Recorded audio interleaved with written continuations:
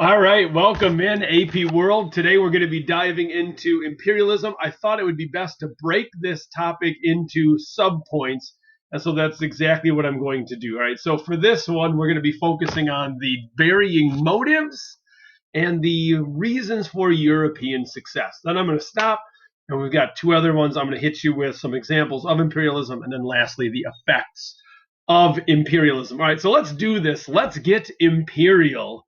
All right, now, one reason why I hate Google, look at this.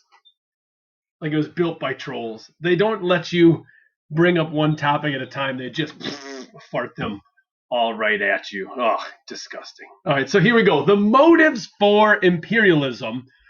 So I came up with my own little device to remember this, and I called it the perks. Right, the perks of imperialism. So they are the political, economic, racial, and cultural motives for imperialism.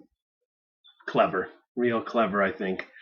All right, so politically speaking, this makes a ton of sense. Right? We got to think contextually here. What has been going on in the world? Well, Europe has been trying to dominate the world, right? We've talked about European exploration and colonization of the New World, the Columbian Exchange, how that was a mercantile economy that set up things like the triangle trade to suck resources out of the New World. It's going to be similar when we look at this, so we shouldn't really be surprised that we see political dominance at the forefront.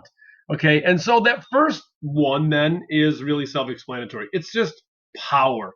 European nations looking to exert their power and to gain more power. So then I just put some examples on here of some great examples of the time period. So a famous song, right? Rule Britannia, Britannia rules the waves. It just has this catch to it, this ring to it. And it is a projection of not only England's industrial and imperial power, but also their naval and military power as well. All right. Other nations like France are trying to get back on the horse after getting absolutely kidney punched by the newly created German state in the Franco-Prussian War, and so it's a chance to lick the wounds. All right. So another reason, and I would actually argue probably the most significant of these three reasons, was the European powers who were already playing an economic colonial game for hundreds of years at this point, looked at a lot of the areas of the globe and said, look, it'd be really nice to have a little supply station here to help protect our colony. It would be nice to have a naval base over here. And so they use this new wave of what they call new imperialism to basically map out strategic locations on the map of places they want. And I'll show you a map in just a second. So a great example of this would be Egypt, right? So Egypt, going back to like around the late 1700s, had been a British interest point because of their connection to India. Egypt was a nice strategic location to offer protection. France had to mess with it. Ho ho, Napoleon. Sorry, it's terrible. But my little boy Napoleon, Nappy B, rolled up in Egypt and looked like it was going to go well, beat some people, and then got wrecked. I mean, literally got wrecked. Couldn't make it home for a while. It was so wrecked. But he was trying to cut the British connection to India. Other examples, right? Hawaii is a nice example of this. I'll show you in a second. It's not Corona, I swear to God. I ate pizza really quickly right before this, and I don't think I was ready. I wasn't ready for this. And then last would be relief for some domestic concerns. And what I mean there is imperialism offered nice propaganda. It was a way of showing how tough you were. I guess in school lingo, it's like the kids who work out in the weight room. Or a kid who's like not willing to like threaten to fight you in the halls. It gives you like street cred. And that's really what imperialism was doing here as well. Oh dear God. Oh my. And so England, right, is a great example of this. They built something called the Crystal Palace, which showed off the power of their industry, the power of their empire. It's just great propaganda. But England also used the empire to like get rid of surplus population. They had a lot of extra people sitting around, and so sign them up for the military and then send them to a colony. The Irish were always getting into trouble and starting little revolts and rebellions, and so you can lie to the Irish and tell them that if they fight for you as volunteers, you'll think about giving them independence, and then just never do that. But it's a way of pacifying those populations. Okay, so here's some images I promised to show you, and it's just going to kind of break down some of these ideas. Right? So I'm going to cover some Irishmen. If we look over here, right, so here's Egypt and the Suez Canal. And so England, interested in India, right, was stuck traveling, 12,000 miles. Or the construction of the Suez Canal cuts that to 7,000, plus it's a midway point. It can protect their holdings here, protect their holdings there. They can supply naval bases. And so it's a way to protect their interests across the globe. Much like, here's Hawaii, right, served as a midway point for the American empire as we traded with places like China and Japan, right? So it's a good place to stop and recoal your steam-powered vessels as they sailed on to other areas in the Pacific. And then lastly, I threw pictures of quintessential angry-looking Irishmen. Those are the Irish volunteers, right? And they're there because they hate the British, but they're trying to show that they can be trusted with Irish freedom, or at least home rule. All right, so let's look at the next of the perks, and that is the economic motives for imperialism. And this one makes a ton of sense, so I can go real quick. If we think back to what we've talked about in this class so far, we've talked a lot about economics driving imperialism. You have a mother country that wants resources. It could have been sugar, like the plantations in the Spanish and Portuguese New World. It could be things like cotton from the British New World, or sugar to make rum, tobacco, right? All those different cash crops. So we look at this same, there's a continuity there. The same thing is happening, right? The British East India Company has a monopoly in trade given to it by the British Crown. And so they go to India and they start to set up, interestingly, trade warehouses, just like back in the Indian Ocean trade network when we talk about Emporia, right? And so they have this same idea. It also gives them a nice little strategic point for influence on trade routes to China.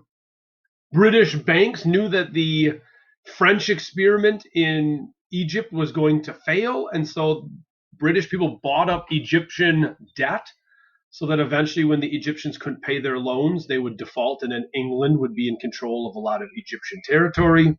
And in some economic imperialism, even companies like Dole Fruit, right, with your delicious little snack pack, said, hey, wow, pineapples grow in Hawaii. Let's start a revolution on that island so we can kick out the queen and start planting fruit here. So all of this really gets us to this point of raw materials and eventually luxury goods. So it starts with a desire for fruit and cotton to shove into machines to make clothing in the Industrial Revolution. Eventually, in the second Industrial Revolution rolls around, things like rubber for tires and for steam fittings and for chemical sealants. Rubber is important. Petroleum and oil products drive that. And then, as always, luxury goods are the big ticket item. And so now we're looking at items like tea, coffee, ivory, diamond, gold, you name it. Also, to an extent, it's a place to sell your extra crap. And so there's the British East India Company. I put over here, this is Lipton tea, right? Because Lipton took over whole areas in India and Ceylon to grow tea on plantations. Here's Dole Fruit's map of Hawaii. And if you notice, it actually says the Dole Island of pineapple because they've taken over. Here's a Lipton tea plantation to kind of show you. And then down here is a little reminder of like what mercantilism is all about, right? So here's the mother country, and these colonies provide raw materials, luxury goods, and markets, right? We're almost there. So the last of the motives, the last of the perks, racism and culture. All right, so let's look at racism and culture for a second. And what I'm looking at here is back in Europe at this time specifically, they're starting to actually achieve some new scientific awareness. So you got people like Charles Darwin sailing around in the HMS Beagle, right? Here's this route, and he's observing the natural world, and he comes up with this idea of survival of the fittest, or the fact that there is selective breeding, adaptation, and evolution in the natural world. All right, those ideas are part of other scientific ideas like Louis Pasteur and Joseph Lister and other people working with science. And so those scientific ideas are then kind of twisted and perverted into scientific racism or these like pseudo social sciences. And that's where we get things like social Darwinism, right? So if in the natural world there's a survival of the fittest and only the tallest giraffes go on to reproduce, we're going to get taller and taller giraffes. Well, in society, aren't stronger nations like European nations winning the global struggle right now? If we look at the world, who's winning? Europe, right? They've taken over everywhere. They've got the guns, the germs, and the steel. And so, well, we're apex predators. So that fuels then this racist ideology of white being right. And so Rudyard Kipling writes White Man's Burden. Herbert Spencer talks about the conflict of the different races. And so it's not really necessarily surprising that we access so much racist ideology at this time. Now, I do want to caution you, don't think of all of the action in Africa and Asia when we talk about imperialism as being promoted by racism. Because you also have to understand that at the exact same moment of time, Britain is doing horrible things to the Irish and to the Scottish, who are white, they are Christian. So it's not just racism, right? It's just greed. It's just that racism provides a justification for what they've been doing. And that's really where we get to this last kind of idea down here. And so then one of the other ways that we can justify this is if we bring religion, then it justifies what we've done because we've improved the lives of the native population. So I'm going to bring them into Christianity and treat them like I would treat myself, and then we're all equal in the eyes of God. And so the Jesuits here, this shows a change in religion now. Because in the first time we talked about exploration and colonialization, right, religion was horribly oppressive, right? We're talking about like, the Spanish threatening, forced conversion and then killing natives, almost kind of like a setup. But now we actually see Jesuits kind of being intermediaries between the imperial forces and the natives to try to almost like soften the blow a little bit, which is interesting. And so that's also why we see so much Catholicism, for example, down in Vietnam. And so here's a prime minister of France talking about how the superior races have a duty then to civilize their inferior brothers. And so here's a really racist cartoon of the time, but it shows exactly what we're kind of looking at here. And that is this idea of,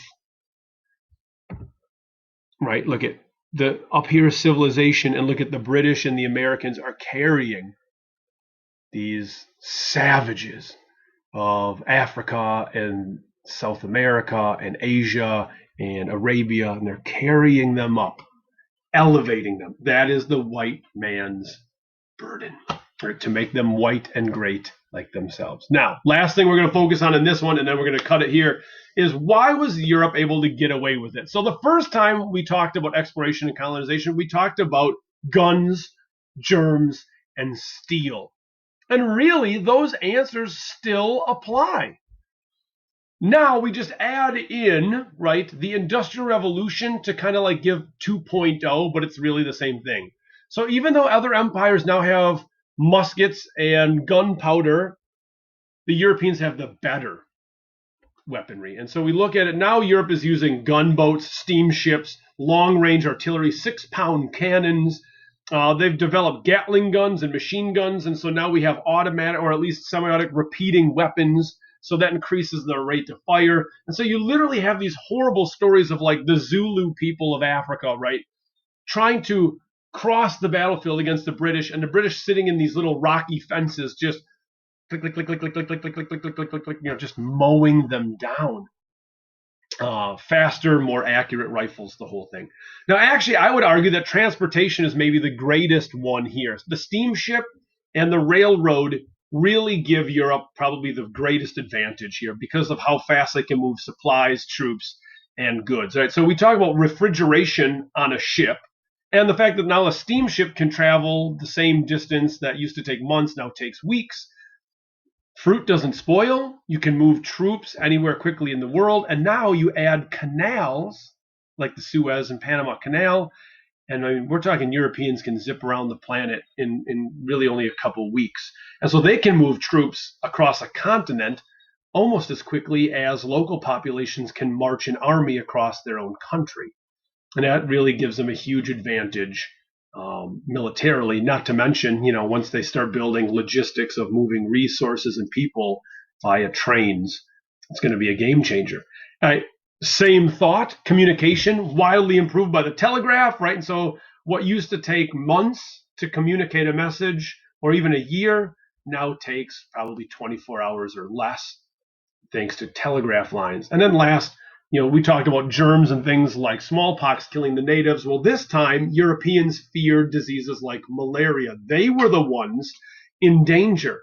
But again, technology helped them out. And so, because of their other imperial connections around the world, Jesuits had discovered things that they had called the Jesuit bark, right, which we now know as quinine, was a way of staving off infection. And so at each of these different turns, the Europeans kind of had an advantage. All right, so that gets us into imperialism. Next time, we're going to focus more on actual examples. How did the Europeans do this job of imperialism? All right, I'll see you soon.